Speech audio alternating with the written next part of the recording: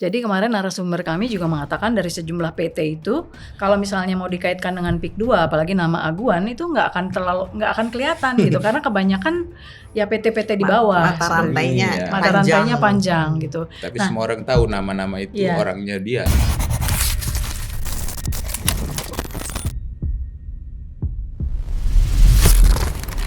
Ya, jadi kalau Bapak Ibu tadi ngelihat atau sobatnya ngelihat saya nguplek-nguplek kertas nih gitu. Jadi saya lagi nyari tulisan 900 hektar itu dimiliki oleh 3 nama Tiga kan? nama? Tiga nama. Perorangan atau 3 nama. Perorangan.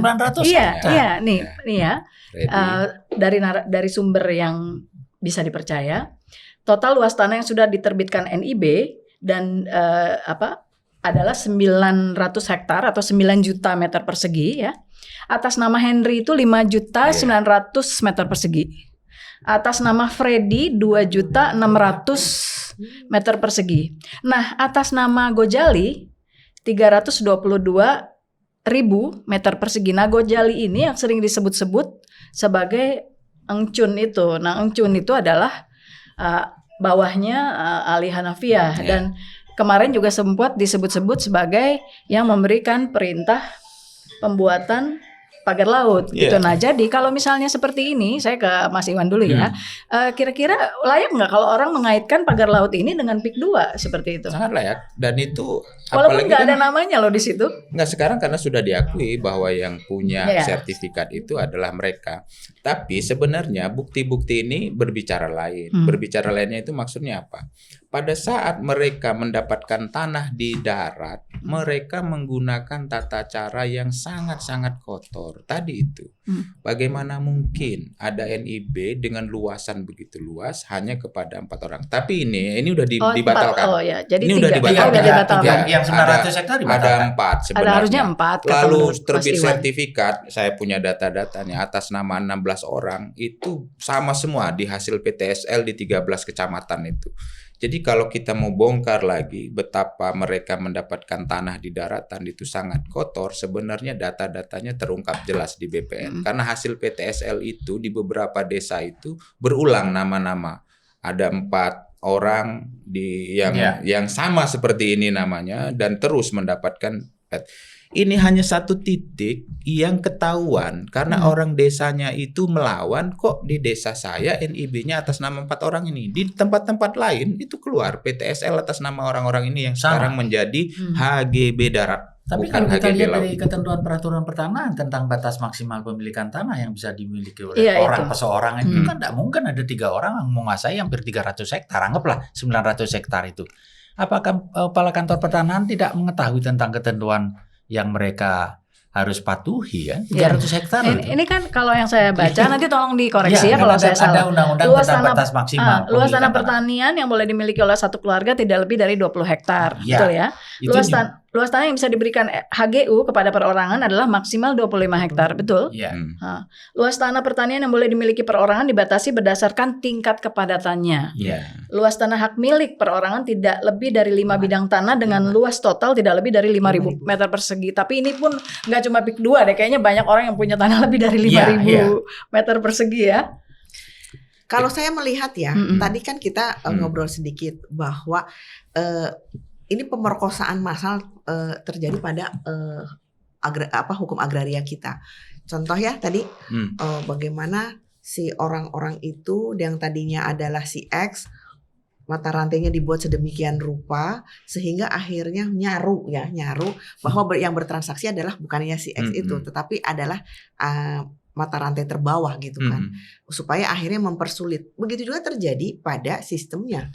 Ya kan kita tahu kalau di luas tertentu harus domainnya kantor wilayah, ya kan. Kemudian selanjutnya adalah di kementerian. Itu juga sama, dipecah sedemikian rupa sehingga akhirnya domainnya domain kepala kantor saja, sehingga akan susah men-trace-nya. Tanggung jawab menteri nggak mau dong tanggung jawab karena kan itu di bawah. Itu sengaja sudah dikira seperti itu. Jadi kepemilikannya itu juga dibuat mata rantai sebanyak mungkin.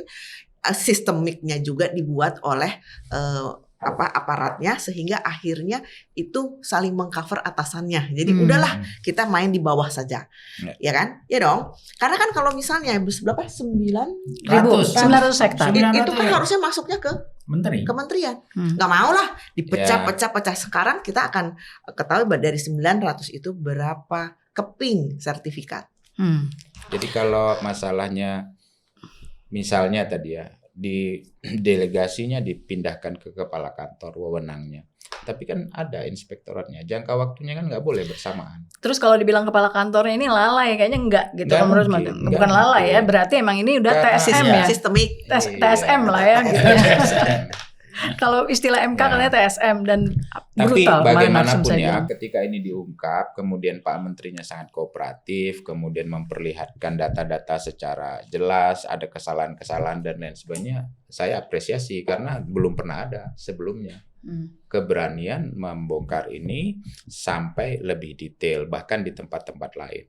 Tapi kalau siapa yang dihukum terlalu kecil menurut saya. Kenapa? Karena itu harus masuk ke yang lebih inti. Kenapa transaksi ini bisa terjadi? Karena ada uang besar. Uang besar itu nggak mungkin mengalir ke hanya orang-orang yang di bawah. Juru ukur lah, kepala desa. Kalau kepala desanya aja sudah punya mobil mewah dan banyak, apalagi orang BPN ya saya kira. Mbak, tadi Anda sempat juga bilang sebelum kita rekaman, itu ada, ini udah melanggar etika dan bahkan sampai door to door. Tadi Anda sebut itu. Siapa yang Anda maksud door to door? Saya sebetulnya cuman membaca dari media bahwa dalam suatu kelompok ini memang ada beberapa PPAT yang terlibat. PPAT-nya itu justru kalau di media itu masyarakat yang bilang bahwa semua sudah disiapkan. Harga sudah ditekan sedemikian rupa ya. Transaksi terjadi dengan menandatangani akte jual beli ya. Nah, itu pun semua sudah disiapkan. Artinya siapa pejabatnya ya pasti pejabat PPAT-nya dong di situ. Nah, sangat disayangkan ya kalau memang misalnya masuk dalam suatu kelompok mafia seperti itu. Karena gimana pun juga PPAT itu kan namanya tadi pejabat, independen dong. Hadir di hadapan, bukan keliling dari satu tempat ke satu tempat. Karena pasti akan menjadi sesuatu yang aneh juga apabila transaksi justru seperti di set up untuk segera dilakukan. Kembali lagi kita tahu yang namanya jual beli itu harus terang dan tunai. Terang dalam artian segala sesuatu harus kita proses terlebih dahulu secara clear and clean, kemudian tunai. Fungsi PPAT di sini adalah menjaga bahwa harganya itu adalah sudah terbayar dengan baik. Dan masalah harga, sekarang tuh kita marah ya. Kadang-kadang PPAT, notaris banyak sekali jadi kepanjangan tangan, PPATK dan segala macam. Tapi rupanya kadang-kadang kita juga mikir, ini kali yang dimaksud ya. Karena apa? Kan nggak mungkin kita nggak tahu harga pasar di situ, harga NJOP di situ, bohong banget sih kalau kita nggak tahu. Kemudian tiba-tiba ada yang di bawah sekali, boleh dong kita nanya, lu segitu butuh duitnya kah sampai harganya seperti itu? Atau cuma mau manipulasi pajak? Iya, manipulasi pajak. Ujung-ujungnya kita juga yang kena. PPAT-nya yang dianggap sebagai turut serta memanipulasi pajak.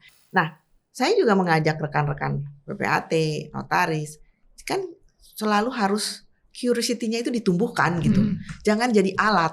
Ya dong, kita kan bukan alat, namanya pejabat. Masa jadi antek-antek? Kita harus justru orang yang curiosity-nya tinggi. Nanya melulu. Ya kan, sampai akhirnya dapat penjelasan yang clear bahwa itu memang dia mempunyai keinginan seperti itu, baru kita lakukan. Tetapi kembali lagi dengan 900 itu kan nggak mungkin kerjanya 1, 2. Ini kan massal. Nah, pekerjaan massal seperti ini tentunya iming-imingnya bagus. Iya dong. Yalah. Oke. Ya jadi Pak Made juga sependapat bahwa ya PPAT terlibat tapi nggak sendirian gitu, intinya seperti itu ya. Dan sekarang nih saya mau bergeser juga soal pembatalan 50 SHGB yang dilakukan oleh Menteri Nusron ya kan. Mas Iwan tadi mengapresiasi, tapi ada juga yang bertanya, dari 263 itu kenapa tiba-tiba cuma 50 yang batalin gitu. Bahkan narasi awalnya tidak ada dibilang lebih dari 5 tahun dan kemarin tiba-tiba belakangan hanya 50 dan itu belum jelas kan yang mana yang dibatalkan dan kenapa cuma 50. Anda melihatnya itu seperti apa? Ya kalau tadi Mas Iwan juga memberikan apresiasi ya. Memang Menteri cukup cepat ya. Tapi kalau kita melihat dari gestur sebenarnya ada banyak keraguan semua itu. Lihat bagaimana Menteri KKP kemudian juga Menteri Nusron sekarang itu kan akhirnya saling melepas tangan kan dari tanggung jawab. Ini negara kemana gitu loh. Walaupun mencabut dengan itu ternyata tiba-tiba muncul ternyata ketahuan bahwa tanah pagar laut itu udah ada sertifikat loh Pak. Gitu. Ngapain dicabut? Bisa jadi itu memang udah batas yang sudah dibuat. Apakah dengan benar atau tidak? Ketentuan yang mengatur tentang PP 18 dan perbebasan sertifikat lebih atau kurang dari 5 tahun bisa dibatalkan sepihak. Begitu cepatkah gitu loh Pak Menteri udah mendapatkan support dari data dari bawah sehingga tiba-tiba besoknya udah langsung tahu. Di satu sisi kita bilang sangat cepat mengambil keputusan untuk membatalkan, tapi ada 263, 50 itu terbit dari mana yang ada berbatasan dengan atau langsung di lautnya atau masih di daratan atau di tepinya. Kan itu juga nggak tahu yang mana saja yang dibatalkan atau di pinggir-pinggirnya. Yang kita ragu sebagai pakar, sebagai pengamat, jangan yang sudah dipilih-pilih ini mungkin yang tidak. Kalau potensial. saya lagi berbaik sangka nih, lagi berbaik sangka ya, karena kan dari begitu banyak sertifikat kan mungkin bisa dipetakan, ini kan dibatalkannya HGB sebelum jangka waktu berakhir oleh Menteri kan karena ada beberapa sebelum jangka waktu terbitnya kurang dari 5 tahun. Tidak terpenuhi kewajibannya atau larangannya itu susah. Tidak terpenuhinya syarat atau kewajiban dalam perjanjian pemberi HGB susah. Cacat administrasi. Nah, mungkin dilihat dari cacat administrasi yang paling ngawur itu, yang kelihatan itu baru segitu. Jadi mungkin di poin cacat administrasi itulah yang gampang terendus bahwa ini memang ada sesuatu mal. Kemudian ada putusan pengadilan yang telah berlaku kekuatan hukum tetap. Itu enggak. Jadi menurut aku poin yang ketiga ini yang kayaknya yang pertama kali dimajuin gitu. Selebihnya mungkin akan melihat tidak terpenuhinya kewajiban atau melanggar. Gitu. Jadi kalau paling mungkin kenapa harus dicabut tentu karena merespon desakan publik yang pertama ya. Yang kedua karena memang memperlihatkan bahwa ada tata cara yang sepertinya biasa di dalam BPN itu menerbitkan sertifikat dengan tata cara yang tidak prudent dan itu jadi satu kebiasaan yang sangat buruk bagi BPN dan mengakibatkan banyak sekali korban ya. Nah soal HGB ini kenapa dicabut saya kira lebih pada bukti-bukti yang jelas bahwa sertifikatnya terbit tahun 2002, 2003 lalu masih menjadi wewenangnya menteri dan penuh dengan maladministrasi. Dicek aja risalah pemeriksaan tanahnya saya kira itu udah batal semua itu. Nah, masalah selanjutnya itu kalau pertanyaannya kenapa hanya 50? Kenapa tidak semuanya gitu loh. Nah, ini desakannya tentu. Jangan sampai kita seperti orang lagi kehausan dikasih seteguk lalu bilang oke, gitu loh. Kita tutup masalah ini sampai di sini gitu. Tapi masalahnya sekarang dari 50 yang dicabut itu kemudian perusahaan melakukan upaya hukum apa? Mungkin mereka gugat balik dan lain sebagainya kan belum kelihatan ya. Jadi kalau kita bisa periksa nantinya semacam apa reaksi dari perusahaan ketika sudah dicabut. Wewenangnya mereka itu bisa semuanya harusnya dicabut bahkan ke tempat-tempat yang serupa. Ya, prosesnya semacam ini. Saya mau mendalami sedikit soal sanksi. Kan dari 8 orang yang sudah diberi sanksi itu 6 dari BPN kalau nggak salah ya, 2 dari lembaga survei. Kalau tidak salah seperti itu. Tapi intinya dari lembaga surveyor. Tapi intinya di antara pejabat BPN itu ada yang sudah pensiun katanya diberi sanksi. Nah, menurut Anda itu seperti apa benar seperti itu? Apa dari hasil yang sudah Anda pantau atau analisa apakah itu benar seperti itu dan kenapa orang udah pensiun kok diberi sanksi gitu? Jadi kalau kita sanksinya pencopotan ya? Iya. Saksinya ini kan saksi yang kurang mendidik ya menurut saya karena saksinya itu pencopotan. Bukan satu sanksi yang lebih keras dari itu. Dan yang kedua kalau kita lihat jabatan orang yang diberi sanksi itu tidak mencerminkan derajat besarnya kualitas kasus ini yang sesungguhnya itu para pihak yang bekerja sama itu adalah para pihak yang saya sebut itu gajah gitu ya. Sementara yang dikorbankan ini kelasnya semut-semut gitu. Jadi itu kurang baik ya saya kira. Minimal saya katakan, minimal itu kelas dirjen sama kanwil itu harus diperiksa kenapa, atau inspektorat ya, kenapa bisa lolos sertifikat semacam ini, risalah semacam ini bisa diloloskan, atau jangan-jangan sebenarnya mereka sudah minta semacam clue dari pusat kalau kejadiannya si bukti fisik dan yuridisnya semacam ini, kira-kira pertimbangan dari pusat semacam apa. Kalau disebut lanjutkan, ya. Jadi saya yakin bahwa di BPN itu karena unsur birokrasi BPN itu vertikal, tidak ada cerita orang di bawah bisa bekerja, berani bekerja tanpa petunjuk yang nyata dari atasannya. Gitu. Okay. Nah, saya setelah ini mau bahas soal Bekasi ya, karena mirip-mirip ya, ada pagar laut juga, tapi mungkin penyelesaiannya atau penanganannya berbeda. Nanti saya mau dengar pendapat dari Bapak dan Ibu sekalian. Tapi kemarin yang menarik juga statement dari Menteri Agraria itu adalah ketika lagi bersama Kepala Desa Kohot itu, yang satu bilang ini dulunya adalah tanah daratan Empang, bahkan karena abrasi, dan sudah dibantah oleh sejumlah pihak bahwa itu tidak pernah terjadi, ya kan? Nah, lalu Menteri mengatakan bahwa ini adalah tanah musnah karena udah nggak ada lagi daratannya gitu. Nah, saya kebetulan membuka pasal 66 PP nomor 18 tahun 2021. Di situ menyatakan bahwa bidang tanah yang sudah tidak dapat diidentifikasi lagi karena sudah berubah bentuk dari asalnya karena peristiwa alam sehingga tidak dapat difungsikan, intinya seperti itu, maka disebut sebagai tanah musnah, gitu. Nah, kalau dikatakan seperti itu, bukankah statement dari Menteri Nusron itu sebenarnya sama dan sebangun dengan yang disampaikan oleh Kepala Desa Kohot yang menyatakan bahwa tanah ini dulunya adalah daratan tapi dengan bahasa yang berbeda, betul nggak? Tanah musnah itu gini. Oh, boleh. Kalau disebut tanah musnah itu adalah si tanahnya ya, karena peristiwa alam pernah ada dan hilang gitu, maka disebut tanah musnah. Tetapi kalau tanah musnah itu peristiwanya ada hubungan dengan hak atas tanah, maka harus dinyatakan dulu bahwa ditetapkan sebagai tanah musnah, dan itu ada tim penelitinya, itu diatur oleh Peraturan Menteri Agraria tahun nomor 17 2022 yang baru sekarang 3 2024. Tapi begini maksud saya. Istilah dua orang ini istilah yang mengandung satu, apakah yang disebut tanah musnah itu adalah si tanahnya atau hak atas tanah yang hapus karena tanahnya musnah. Itu dua hal yang berbeda.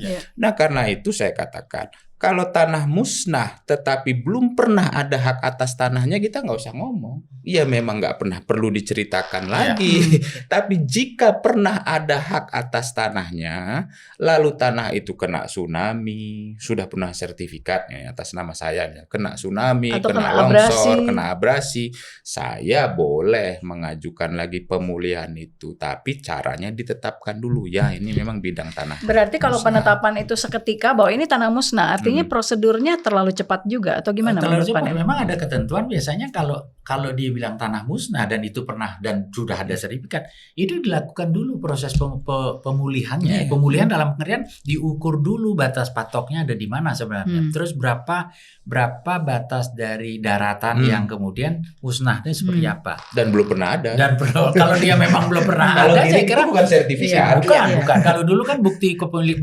pembayaran pajak. Jadi kita jangan dibingungkan dengan statement-statement yang menyesatkan.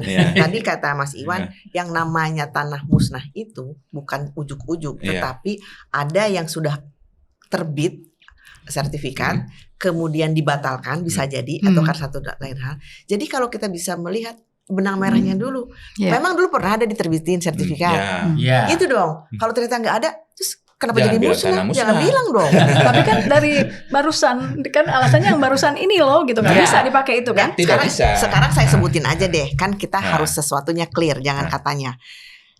Hapusnya HGB disebabkan oleh itu pasal 46 ya PP 18 2021. Tadi kan jangka waktu berakhir, diubah dan segala macam. Kemudian ditetapkan sebagai tanah terlantar, ditetapkan sebagai tanah musnah. Jadi harus ada SHGB-nya dulu. Kemudian karena satu dan lain hal dibatalkan, ya kan? Ya dong. Baru kita lanjut mau jadi apa ini. Jadi harus ada tahap identifikasi, inventarisasi, pengkajian, baru akhirnya ditetapkan sebagai tanah musnah. Jadi tidak seketika disebut sebagai tanah musnah. Tidak. Itu ada tahapan-tahapan. Karena itu ada dampaknya bahwa tanah itu diberikan prioritas untuk melakukan rekonstruksi atau reklamasi terhadap tanah tersebut, dan ada dana kerohiman untuk melakukan itu. Ingat pada saat tsunami musnah, kemudian dipetakan ulang dong, dipetakan ulang. Ini punya siapa? Ini punya apa? Pakai satelit kan? Dipetakan ulang. Ini tiba-tiba hilang dan orangnya juga jadi hilang, pemiliknya kan sesuatu yang ajaib.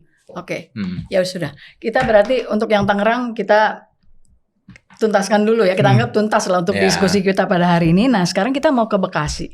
Anda melihat ada perbedaan antara kasus pagar laut Bekasi dengan juga di Tangerang seperti apa dan bagaimana penanganannya? Karena Menteri udah mau memanggil 2 PT dan sebagainya.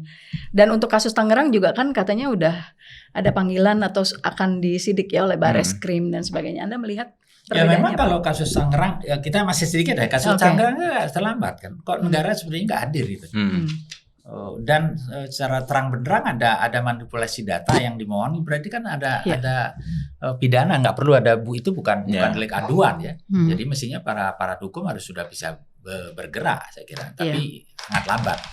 Nah kalau kita belajar dari kasus Tangerang kemudian lihat Bekasi, tadi juga disampaikan juga kita lihat di Losari itu terjadi itu masif ya, reklamasi laut di sana bagi kepentingan, memang Pelindo ada juga di situ, kemudian ada kawasan-kawasan penang bisnis di sana.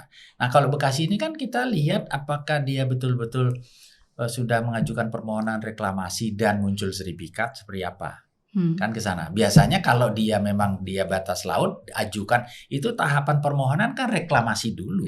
Permohonan reklamasi, habis itu pengajuan permohonan hak kepada negara, kemudian baru diterbitkan sertifikat. Bukan terbalik, sertifikatnya dulu kemudian reklamasi menjadi tahapan yang modusnya minta maaf. Gitu loh. Nah, kalau ada 2 PT yang sudah memang mengajukan permohonan di sana, reklamasi dilakukan, saya kira tahapan-tahapan itu sudah harusnya memang dibuktikan dengan warkah, kemudian yang lain-lain. Perizinan itu mesti dilakukan dengan ketentuan peraturan perundang-undangan. Dan KKP mestinya pasti udah tahu di sana.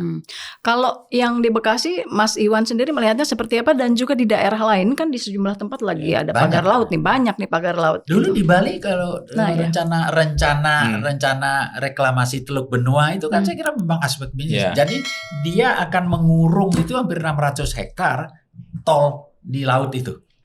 Itu jelas bukan hanya yang dibilang pulau Pundut yang tenggelam, pulau kecil, tapi reklamasinya beratus hektar gitu. Reklamasi di Bekasi itu pertama, Bekasi itu bedanya dengan Tangerang ini, sorry saya sebut reklamasi. Yang di Bekasi ini jenis tanahnya itu adalah jenis tanah sedimen. Sementara yang di Tangerang menggunakan argumentasi abrasi. Jadi ini daratannya bertambah yang di Bekasi. Yang di Bekasi. Ya. Jadi dia jadi memang sudah terbukti ada sedimentasi. Ada sedimentasi. Nah, sepertinya pengusaha ini melihat gejala alam ini terjadi sedimentasi dan nambah-nambah terus, dia duluan gitu loh. Ini teori cocok logi. Dia duluan nunggu kan. Ini kayaknya nambah terus nih daratan. Daftarin aja sertifikat sejak sekarang. Toh bakalnya nanti akan jadi daratan. Dan memang secara alami kalau kita lihat di tempat-tempat itu terjadi sedimentasi yang cukup cepat gitu loh. Nah, inilah saya kira sebenarnya aturan kita itu kalau dalam kasus yang demikian itu gimana? sedimen itu atau tanah timbul alami ini bisa disertifikatkan. Satu, siapa yang berhaknya? Orang yang mengelola di atasnya dengan itikat baik atau pengusaha yang menginginkannya. Nah, tapi kalau sedimentasi yang didaftarkan demikian itu merugikan pemerintah daerah karena harusnya pemerintah daerah itu menetapkan dulu sebagai hak pengelolaan sehingga di atasnya para pengusaha itu boleh memanfaatkan kalau mau menggunakan HGB, hak pakai dan lain sebagainya. Ketika perpanjangan balik kepada pemerintah daerah. Ya. Nah, tata cara yang begini ini kan mungkin ada yang ngajarin ya, oh kalau kayak gitu rugi kita sebagai pengusaha katanya. Mending kita sejak awal HGB kan gitu. Ya. Kalau sudah ketemu nanti, kalau air laut terlalu lambat membawa lumpur, ya kita bawa lumpur sendirilah katanya. Jadi ini kita reklamasi gitu loh. Dan kenapa penanganannya agak berbeda? Ya saya kira memang jenis timbulnya sebelah sana alur ceritanya itu karena ada abrasi. Di sini alur ceritanya karena ada sedimentasi. Akan ada sedimentasi, bukan tanah timbul berarti dia. Iya, masih akan ada sedimentasi gitu loh. Jadi tapi sebenarnya ya kalau yang agak sedikit menggelitik itu adalah kan segala sesuatu tidak jadi kayak simsalabim jadi ya, khususnya berkenaan dengan itu tadi uang pemasukan. Uang pemasukannya itu dia masuk kemana? Levelingnya apakah tanah daratan, apakah tanah becek kan ada ya kalau di tanah basah gitu kan. Nah itu otomatis akan merugikan kalau memang dianggap sebagai tanah basah padahal mau dijadikan tanah kering. Begitu banyak kerugian negara ya yang harusnya didapat. Dari permainan-permainan jenis tanah ini sendiri. Ya. Oke. Kita masih punya waktu sedikit dan saya mau tanya juga soal yang sekarang lagi heboh ya, di Tambun orang digusur karena punya SHM tapi rumahnya diambil, ya kan? Itu ternyata perkaranya inkrah dari tahun 97. Tapi eksekusinya 28 tahun kemudian. Bagaimana bisa terjadi seperti itu? Pak Made dulu lah. Pak Made biar lebih banyak nih. Itu yang apa namanya? Kalau kita lihat dari Rechtperwijking ya. Sebenarnya kan otomatis kalau siapapun yang menang atau siapapun pemilik tanahnya membiarkan ada orang lain menempati dan sebagainya, itu secara hukum dia sudah menyerahkan kepada orang yang menempati tanah itu. Artinya dia tidak punya hak lagi. Secara diam-diam dia melepaskan. Artinya secara undang-undang memberikan begitu. Jadi kalau sekarang ada punya hak milik, dia sudah menempati dan kalah misalnya sudah di inkrah tahun 97 tidak ditempati, sebenarnya siapapun yang pemenang itu sudah akusitif variaring ya. Yes. Gitu. Artinya harusnya yang pemilik sekarang nggak boleh diganggu lagi ya? Iya. Karena secara hukum orang yang merasa punya dan menang itu tidak atau yang membiarkan tanahnya ditempati orang lain secara diam-diam dia udah melepaskan hak atas tanahnya. Jadi ada yang lupa dengan teori akusitif variaring, yaitu orang menduduki wilayah tanah secara baik dalam kurun waktu tertentu itu 20 tahun lebih dan tidak ada gangguan dari siapapun. Tapi kan mungkin ini pemiliknya belum sampai 20 tahun kalau yang sekarang ya gitu. Nah, ini kebetulan sedikit saja saya share aja runutan kasusnya. Jadi tanahnya itu 3,6 hektar tahun 1976 yang punya namanya Juju Saribanon Doli, nomor SHM-nya 325, lalu Juju jual ke Abdul Hamid. Tapi Abdul Hamid itu wan prestasi, udah DP nggak dilunasin, cuma dia udah nerima sertifikat dari Juju. Nah, Juju itu menyebut Abdul Hamid membawa kabur SHM. Nah, yang menggugat sekarang yang dimenangin itu adalah anaknya Abdul Hamid. Yang membawa sertifikat. Yang membawa sertifikat. Itu juga sebenarnya menurut saya kalau orang belum lunas beli terus dia tiba-tiba kenapa jadi pemilik hanya karena dia pegang sertifikat. Ya sekarang yang kita bilang dengan asas terang dan tunai jual beli kan asas hukum adat. Kita kalau dia waktu dia membeli belum bayar lunas, atas dasar apa dia membawa sertifikat misalnya? Dan dibatalkan sebenarnya sama Pak Juju, tapi itu nanti runut sampai ke Tunggul Siagian yang akhirnya menjual ke developer yang sekarang menjual lagi kepada 15 rumah atau 27 rumah di situ ya kalau nggak salah. Masalahnya adalah di sistem pencatatan BPN. Nah, itu dia. Bagaimana mungkin mereka dapat memberikan informasi bahwa sertifikat ini bisa dipecah kepada masyarakat yang hari ini beli dari developer dan asal-usulnya adalah sebuah sertifikat yang tengah bersengketa di pengadilan kemudian inkrah dan belum dieksekusi. Jadi sistem pencatatannya itu saya kira sangat tidak memeriksa secara jelas gitu loh.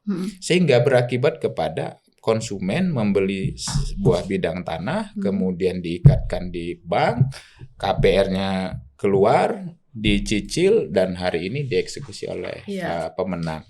Nah, ini satu hal soal pencatatan. Soal yang kedua ini sebenarnya jalan keluar dari kemelut-kemelut semacam ini ya, lepas dari bahwa mafia tanah menggunakan juga jalur pengadilan, beli keputusan-putusan lama. Siapa itu mafia tanahnya? Mafia tanah yang begini nih biasanya adalah pengusaha-pengusaha yang gede, periksa nih putusan-putusan pengadilan yang bisa dia lakukan eksekusi, lalu dia nanti kerahkan aparat hukum melakukan eksekusi, usir, dan siapa sih yang berani lawan putusan pengadilan? Ya maksudnya tujuan mereka apa? Ya tentu beli murah karena tanah lebih luas. Ya, tapi kan mereka nggak punya hak di situ. Tiba-tiba mau ngambil situ atas dasar inkrah tahun 97. Menjalankan putusan pengadilan. Itu tidak sendiri ya. Termasuk juga kan ada indikasi menggunakan putusan pengadilan. Ada pihak yang berperkara di mana pihak yang memiliki itu sebenarnya tidak tahu bahwa tanahnya diperkarakan. Ya, putusan pengadilan ini yang kemudian menyebabkan apa yang juga disampaikan oleh Ketua Komisi Yudisial.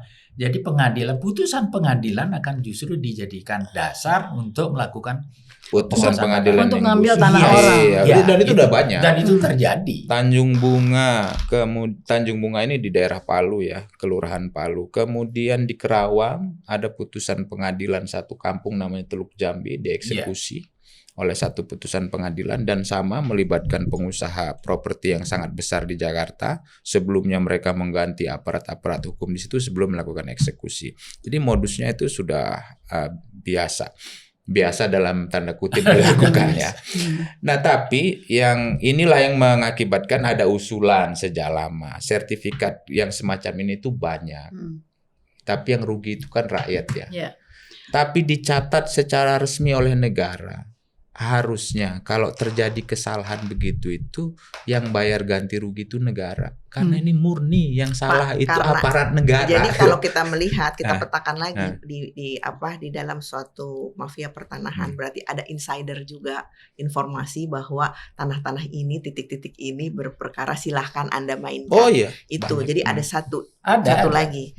Ada tahu tentang informasi pertanahan di mana misalnya kalau di pengikatan jual beli lah begitu, yang sudah dibeli belum dibalik nama, simpan saja sertifikat asli itu di safety box, kunci saja. Tapi di buku tanah masih atas nama pemilik nama. Ini bisa dijual, dilakukan dengan fotokopi, dengan dengan birik. Itu dilakukan, berperkara ini kalah, pemiliknya kalah. Nah, ini yang saya kira tadi bilang memang pemetaan ada memang di yang bagus juga, cuma belum sistemnya dibangun. PP 18 tahun 2021 memberikan insight tentang mendaftarkan pengikatan jual beli atau tanah-tanah yang disewakan untuk didaftarkan dalam buku tanah. Sehingga tidak terjadi manipulasi dilakukan oleh ahli waris ataupun siapa yang tidak beritikad baik, menjual kembali, mengalihkan tanah-tanah sebenarnya yang sudah beralih. Gitu. Ya, dan Tunggul ini sebenarnya salah satu pihak yang digugat oleh keluarganya Abdul Hamid. Jadi dan pada saat beli tanah itu sebetulnya ngecek ke BPN, tapi dibilang aman. Nah itu dia. Bank juga akhirnya aku mau gini deh Pak, mumpung kita di sini ya. Ya walaupun saya udah disuruh closing bolak-balik, tapi nggak apa-apa.